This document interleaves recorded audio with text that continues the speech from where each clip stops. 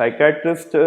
બી counselling કરી શકે છે, પણ સાયકોલોજિસ્ટ અને સાયકોથેરાપિસ્ટ એ કાઉન્સેલિંગમાં એ લોકોએ એક્સપર્ટીઝ લીધી હોય છે.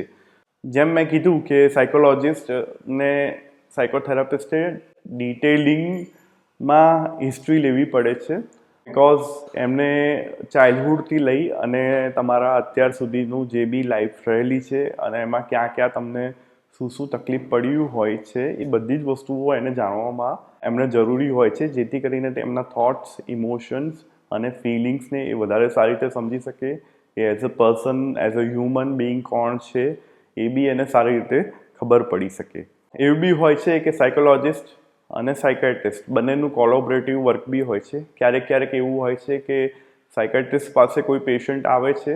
જેની કન્ડિશન એટલી બધી સિવિયર નથી હોતી, ત્યારે એવા જનરલી સાયકોલોજિસ્ટને બી રિફર કરતા હોય છે, બિકોઝ એના કેસમાં મેડિસિન કરતાં વધારે થેરાપીની નીડ હોય છે. અને અમુક ટાઈમે એવું બી બને છે કે કોઈ ક્લાયન્ટ ડાયરેક્ટલી જો સાયકોલોજિસ્ટ કે સાયકોથેરાપિસ્ટ પાસે જાય છે અને એમાં એમને જરૂર લાગે છે કે આને બહુ જ વધારે સિવિયર કન્ડિશન્સ છે, તો એમાં એ લોકો અક્સર સાયકાટ્રિસ્ટનું રેફરન્સ આપતા હોય છે